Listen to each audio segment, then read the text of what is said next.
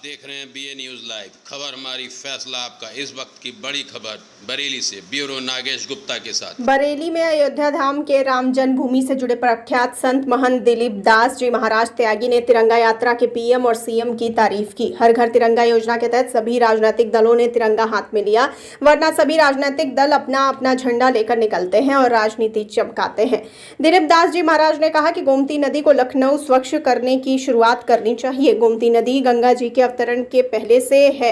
महाराजा मनु ने 23,000 वर्ष तक गोमती नदी में तपस्या की तो प्रभु राम का जन्म हुआ।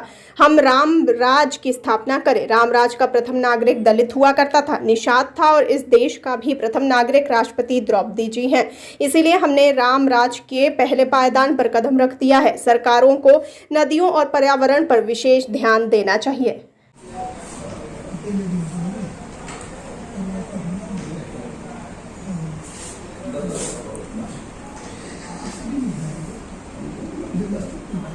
क्या कहना चाहेंगे? लगता है कि वो सरकार जिस तरीके से जिस वादे से हमको तो लगता है कि सरकार को फाइनल गेम खेलनी चाहिए।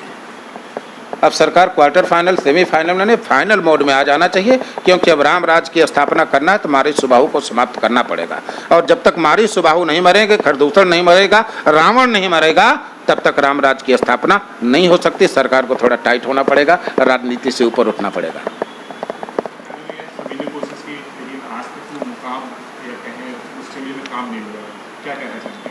हम किसी पर कोई कमेंट नहीं करेंगे। क्रिया प्रतिक्रिया करना हम संत हैं, हमारा दायित्व कर्तव्य नहीं है। फिर भी योजनाएं सरकार बनाती तो कुछ न कुछ होता ही है, लेकिन जिस स्तर से होना चाहिए उस स्तर से हुआ नहीं। इसके लिए लोगों को चैतन्य होना चाहिए। केवल योजनाएं बना देने से, योजनाओं का नाम दे देने से काम चलने वाला नहीं है। गंगा आज भी प्रदूषण की शिकार है, गंगा आज भी प्रदूषित है, गंगा आज भी निर्मल नहीं है। आज भी गंगा के निर्मलता के समक्ष समस्या खड़ी हुई है। तो मैं चाहता हूं कि नमामि गंगे योजना, गंगा निर्मलीकरण योजना, ये सारी योजनाओं के साथ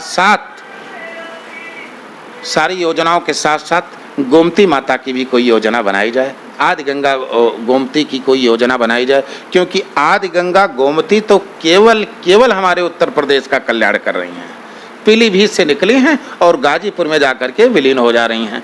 तो उत्तर प्रदेश की संपन्नता, उत्तर प्रदेश का वैभव, उत्तर प्रदेश का जो भी सामंजस्य है, या उत्तर प्रदेश की जो भी जीवन आधार हैं, वो हमारी आदि गंगा माता गोमती हैं। इसलिए इनके लिए भी मैं माननीय उत्तर प्रदेश सरकार से, माननीय भारत सरकार से ये प्रार्थना करता हूँ, आप आदि गंगा गोमती माता के लिए भी कोई योजना बनाएं। इनकी निर्मलता के लिए, इनकी पवित्रता के लिए, इनकी स्वच्छता के लिए सभी लोग काम कर रहे हैं। वैसे आपको मैं बता दूं, हमारा गृह जनपद अयोध्या के बगल कुशभवनपुर है, जिसको सुल्तानपुर के नाम से जानते हैं। वहाँ एक गोमती मित्र मंडल बना है, उसमें मैं भी काम कर रहा हूँ। गोमती मित्र मंडल गोमती माता की स्वच्छता के लिए कार्य कर रहा है। और कुशभवनपुर सीताकुंड पर प्रति रविवार को गोमती आरती होती है। और हमने 31 जुलाई को अमृत महोत्सव गोमती के तट पर मनाया। फिर मेरे मन में आया, जब मैं गोमती महोत्सव, गोमती आरती के द्वारा अमृत महोत्सव मना रहा था, तो मैंने देखा कैमरे में और स्वयं प्रत्यक्ष भी देखा कि जलकुंभी निकल रही थी।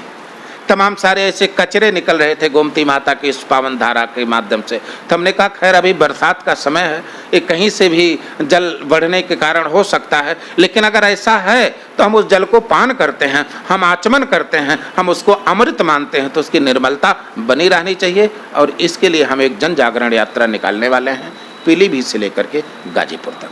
महाराज देखने में आ रहा है जम्मू कश्मीर में महाराज जी आप जन जागरण के लिए निकले हुए हैं, क्या सोसाइटी को मैसेज देना चाहते हैं? पहले तो मैं सबको आज़ादी की अमृत महोत्सव की बधाई देना चाहता हूं। आपको और आपके चैनल के सभी जितने भी दर्शक हैं, सभी को जय हिंद, जय भारत, वंदे मातरम, जय श्री राम। अमृत महोत्सव की बधाई सभी लोगों को। और अमृत महोत्सव के साथ साथ जिस पावन घड़ी की प्रतीक्षा कई वर्षों से, लगभग 5 शताब्दी से हमारे पूर्वजों ने अपना बलिदान दे करके, अपनी आहुति दे करके किया कि राम मंदिर का सपना कब साकार होगा। आज हमारे देश में अमृत महोत्सव मनाने का मुख्य कारण यही है कि एक तो आज़ादी की, स्वाधीनता की 75वीं वर्षगांठ है, और दूसरी तरफ भगवान राम के दिव्य भव्य नव्य मंदिर का निर्माण चल रहा है, जो केवल एक अध्यात्म का मंदिर नहीं, राष्ट्र का मंदिर है। हम इसको राम मंदिर नहीं, राष्ट्र मंदिर मानते हैं, क्योंकि राम के विषय में कहा गया कि राष्ट्रे मंगलम करोति इति रामः। जो पूरे राष्ट्र का मंगल करने वाला है वो राम है।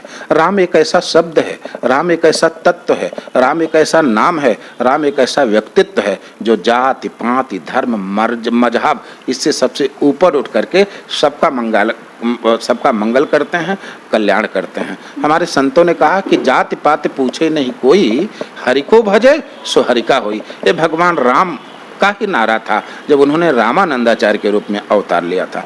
जिस भगवान राम ने अपने चक्रवर्ती सम्राट के उस वैभव को छोड़ दिया, उस सिंहासन को ठोकर मार दिया और उस राजमहल से निकल करके और 14 वर्ष उन्हें कोलभिल वनवासियों के बीच में बिताया, आदिवासियों के बीच में बिताया, दलितों के बीच में बिताया, हमको लगता है वही वास्तव में राम राज्य की परिकल्पना थी।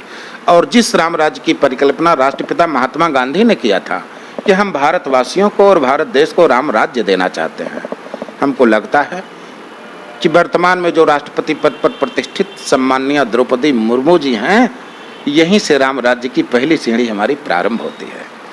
जब हमारे देश का प्रथम नागरिक राम राज्य की अवधारणा के अंतर्गत आ गया है, तब निश्चित है कि अब हमारे भारत में राम राज्य की स्थापना अथवा विश्व गुरु बनने से कोई ताकत अब रोक नहीं सकती है। आवश्यकता इतना है कि राम मंदिर के साथ साथ, राष्ट्र मंदिर के साथ साथ राम के चरित्र, भगवान राम के संस्कार, भगवान राम की मर्यादाएं भी समाज में स्थापित हों। हमारे जन जागरण के पीछे है कि राम मंदिर का निर्माण तो चल रहा है, लेकिन भगवान राम लला मंदिर में अपने विराजे हैं, उसके पहले पूरे देश में राममय वातावरण हो जाए। और सभी उत्सुक हैं, ललक में है कि हम राम लला को कब अपने भवन में देखेंगे। हमें चाहते हैं उनका उत्साह वर्धन और बढ़े और वो सभी लोग आध्यात्मिक भावना के साथ साथ राष्ट्र की भावना से भगवान राम के चरणों में प्रार्थना करने के लिए उपस्थित हैं। सरकार ने नमामि गंगे